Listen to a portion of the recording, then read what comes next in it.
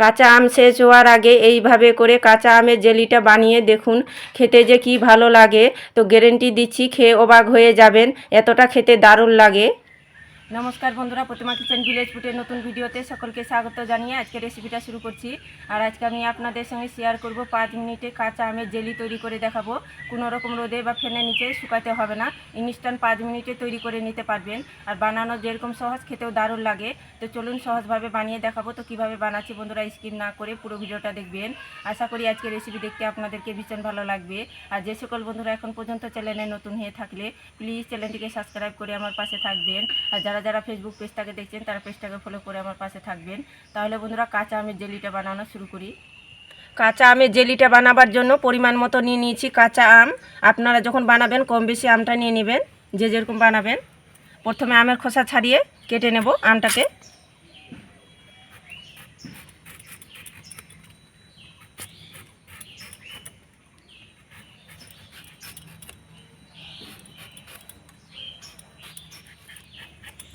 আমের খোসাটা ছাড়িয়ে নিয়েছি, এবার আমটাকে কেটে নেব। ভিতরের বীজটা বের করে নেব আর আমটাকে ডুমো ডুমো করে কেটে নেব।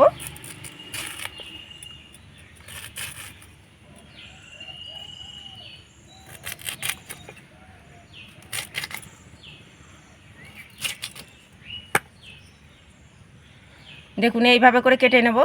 গামলার মধ্যে জল নিয়ে নিয়েছি কিছুটা পরিমাণে, কেটে সোজাসুজি জলের মধ্যে রেখে দেব। আমের মধ্যে কালো কোষটা আছে, ওটা বেরিয়ে যাবে।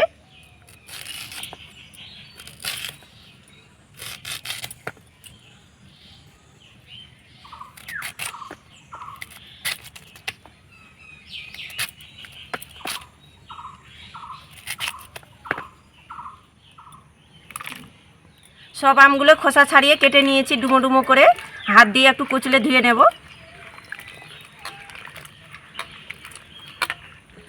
এবার জল ঝরিয়ে একটা প্লেটের মধ্যে তুলে নেব।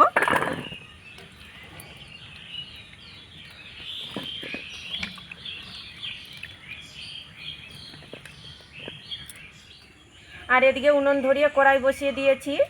কড়াইয়ের মধ্যে দিয়ে দিব কিছুটা পরিমাণে জল।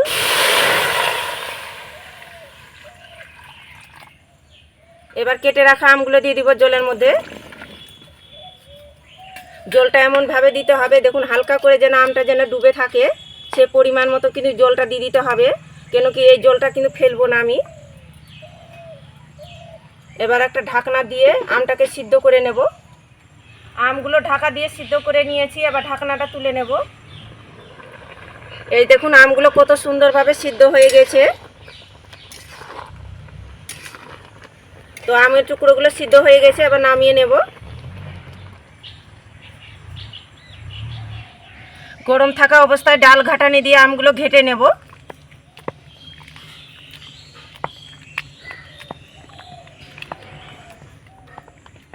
তো দেখুন আমগুলো আমি ঘেটে নিয়েছি।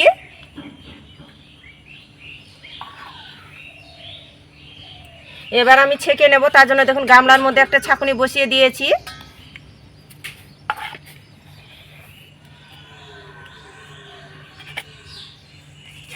এইভাবে করে একটু ঘেটে নেব, তাহলে নিচের দিকটা খুব সুন্দরভাবে পড়বে।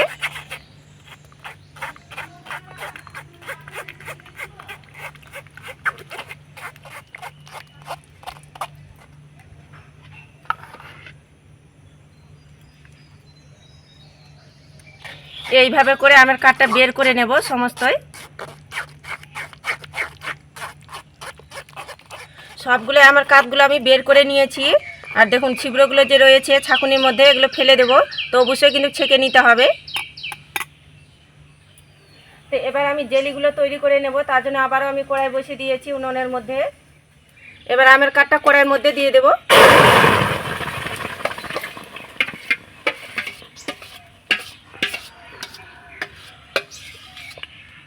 নিয়েছি এক বাটি থেকে একটু কম নিয়েছি চিনি। চিনিটা অবশ্যই নিজেদের পছন্দ মতো করে দেবেন, যে যেরকম মিষ্টি খেতে আর টক খেতে পছন্দ করেন সে পরিমাণে নিয়ে নেবেন, কম বেশি। এবার চিনিটা দিয়ে ভালো করে নাড়াচাড়ানো করে নেব। আর নাড়তে নাড়তে দেখবেন চিনিটা গলে আসবে আর একটু পাতলা হয়ে যাবে।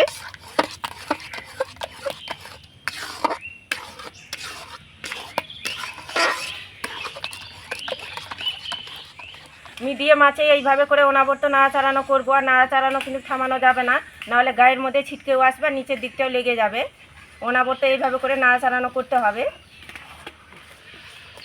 বেশ কিছুক্ষণ নাড়াচাড়ানো করে নিয়েছি। আর চিনি থেকে যে জলটা বেরিয়েছিল আমের মধ্যে, ওটা কিন্তু শুকনো একটু করে নিয়েছি। এবার দিয়ে দেবো স্বাদ মতো লবণ, আর দিয়ে দেবো কালারের জন্য হলুদ সামান্য একটু। নাড়াচাড়া করে মিশিয়ে নেব।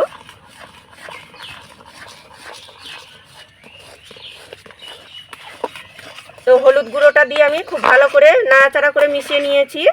আরও কিছুক্ষণ, বেশ কিছুক্ষণ আরও জাল করে নেব আর ঘন করে নেব। আর এখানে বাটির মধ্যে বড় চামচে 3 চামচ নিয়ে নিয়েছি কর্নফ্লাওয়ার, আর সামান্য একটু জল দিয়ে গুলে নেব।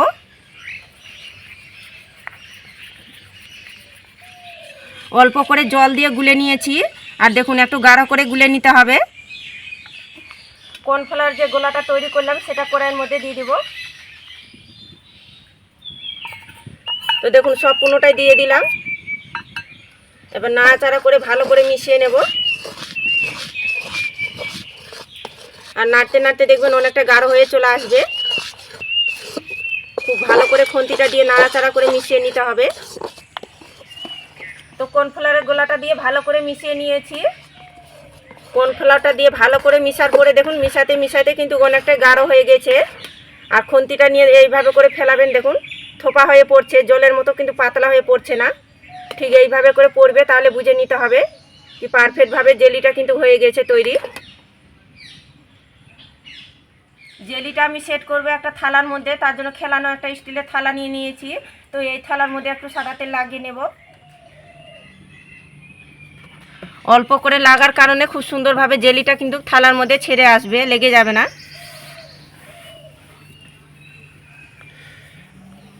তো দেখুন ভালো করে লাগিয়ে নিয়েছি থালার মধ্যে। তো এবার আমি নামিয়ে নেব। তেল মাখানো থালার মধ্যে গরম থাকা অবস্থায় কিন্তু ঢেলে নেব।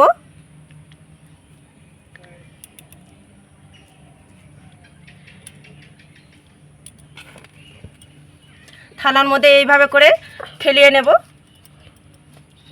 এইভাবে করে একটু ঝাঁকিয়ে সমান করে নিতে হবে। তো দেখুন সমান করে নিয়েছি। তো এটা আমি পুরোপুরিভাবে ঠান্ডা করে নেব। ঠান্ডা হয়ে গেলে খুব সুন্দরভাবে সেট হয়ে যাবে। খুব ভালো করে ঠান্ডা করে নিয়েছি। আর ঠান্ডা হওয়ার পরে দেখুন কত সুন্দরভাবে সেট হয়ে গেছে জেলিটা, হাতের মধ্যে দেখুন লেগেও যাচ্ছে না। তো এবার আমি ছুরি দিয়ে পিস পিস করে কেটে নেব। তো আপনারা চাইলে আপনাদের পছন্দ মতো করে শেপ করে কেটে নিতে পারেন।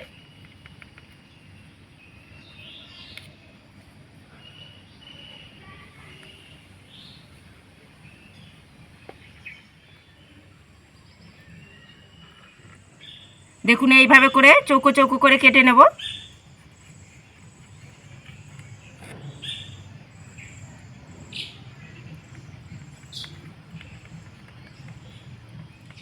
তো পিস পিস করে কেটে নিয়েছি। এবার ছুরিটা দিয়ে এইভাবে করে সাইডের অংশটা তুলে নেব। দেখুন কতটা পারফেক্টভাবে জেলিটা হয়েছে, কাঁচা আমের জেলিটা। আর এখানে আমি একটা খুন্তি নিয়েছি। তো দেখুন খুন্তিটা দিয়ে এইভাবে করে তুলে নেব। কতটা পারফেক্ট হয়েছে দেখুন কাঁচা আমের জেলিগুলো।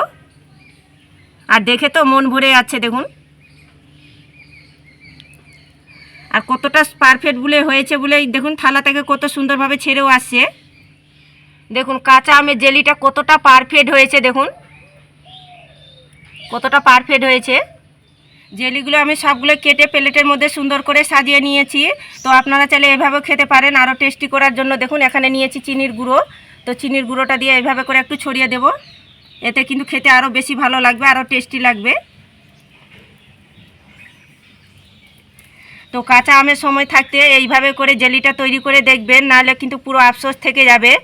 এতটা খেতে দারুণ লাগে, শুধু একবার বানিয়ে দেখুন। কথা দিচ্ছি বারবার খাওয়ার ইচ্ছেটা বাড়িয়ে যাবে। এত স্বাদ দেখবেন মুখে লেগে থাকার মতো। একবার শুধু এই জেলিটা তৈরি করে দেখুন, খেয়ে তো অবাক হয়ে যাবেন। আর ভাবতেও পারবেন না এত সুন্দর লাগে এই জেলিটা খেতে। আর দেখলেন তো জেলিটা বানানো কত সহজ। তো কাঁচা আম থাকতে থাকতে এইভাবে করে বাচ্চাদেরকেও বানিয়ে দেবেন, নিজেও বানিয়ে খাবেন, দেখবেন খুবই ভালো লাগবে খেতে। আর আজকের রেসিপি কেমন লেগেছে তো অবশ্যই কমেন্ট করে বলবেন। আর ভালো লাগলে একটা লাইক করে বন্ধুদের সঙ্গে ভিডিওটা শেয়ার করবেন। তো ভিডিওটা এখানে শেষ করছি, দেখা হচ্ছে আবার নতুন কোনো রেসিপির সঙ্গে। সবাই খুব ভালো থাকবেন, সুস্থ থাকবেন। পুরো ভিডিওটা দেখার জন্য অসংখ্য ধন্যবাদ।